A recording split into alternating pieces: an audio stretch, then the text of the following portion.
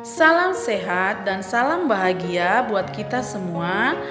Saya Asni Sitio, CGP dari Kabupaten Simalungun akan memaparkan sedikit tentang tanggapan kritis atau refleksi diri saya terhadap pemikiran Ki Hajar Dewantara.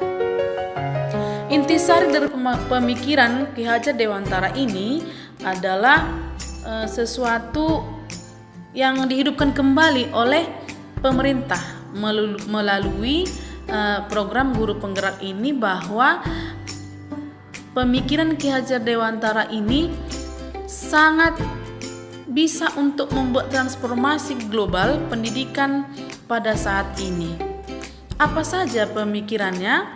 Pemikirannya yang mungkin kita ingat dulu adalah tiga semboyan yang mengatakan Ingarso Sungtulodo, Ing Madya Mangunkarsa, dan Tuturi Handayani. Di depan sebagai panutan, di tengah memberikan semangat, dan di belakang memberikan dorongan. Menurut Ki Hajar Dewantara, ada sedikit perbedaan antara pendidikan dan pengajaran. Pengajaran adalah proses pendidikan seorang anak yang berfaedah untuk kecakapan hidupnya dalam lahir maupun batin. Sedangkan pendidikan adalah menuntun kodrat seorang anak, bahwa seorang anak memiliki kodrat hidup bahagia yang setinggi-tingginya dan keselamatan yang seluas-luasnya pada dirinya sendiri dan masyarakat. Pendidikan bisa diibaratkan seperti tempat persemaian benih-benih kebudayaan, ya. Sedangkan seorang guru diibaratkan seperti seorang petani. Seorang petani yang ingin menyemaikan benih, misalnya benih yang tidak berkualitas, tapi seorang petani menanamkannya di lahan yang subur dengan lengkap pencahayaan matahari dan pengairan yang cukup. Dia merawatnya, memupuk dengan tangan dingin dan menjaganya sehingga dia mampu tumbuh dengan maksimal. Ya, tumbuhan tersebut tumbuh dengan maksimal menjadi tumbuhan yang menghasilkan buah yang baik, ya.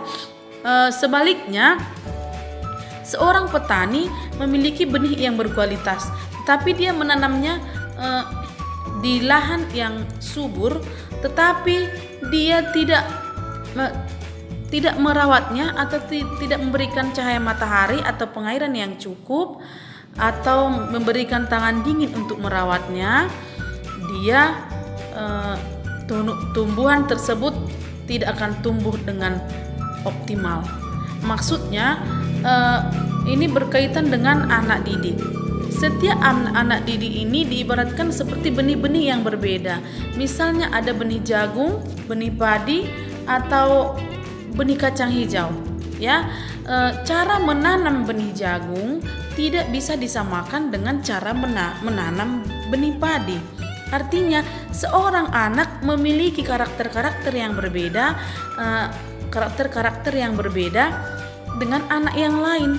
Sebagai seorang guru, kita harus bisa memiliki kecakapan yang mana kita harus menggali potensi-potensi yang ada pada anak tersebut, karena setiap anak memiliki keunikan tersendiri. Yang kedua adalah bagaimana pembelajaran menurut Ki Hajar Dewantara, atau yang mencerminkan pemikiran Ki Hajar Dewantara.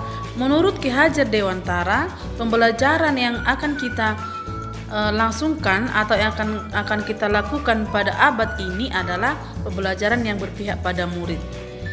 Dalam pembelajaran yang berpihak pada murid ini ada hal-hal yang perlu diketahui. Yang pertama adalah anak-anak itu memiliki kodrat keadaan, yang mana kodrat keadaan dibagi dua, yaitu kodrat keadaan alam.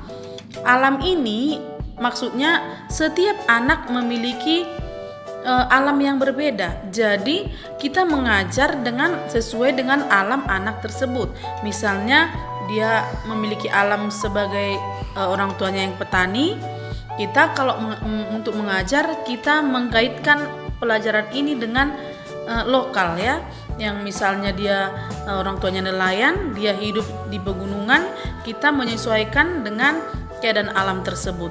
Keadaan alam tersebut sangat berpengaruh kepada anak didik, dan tidak mungkin kita mengajar atau mengajarkan keadaan alam di kota sedangkan kita mengajarkan dengan anak-anak dengan yang memiliki keadaan alam di desa. Yang kedua yaitu adalah zaman. Tentu zaman ini walaupun keadaan alamnya sama, tetapi kita harus mengetahui bahwa alam ini memiliki perbedaan dari zaman ke zaman.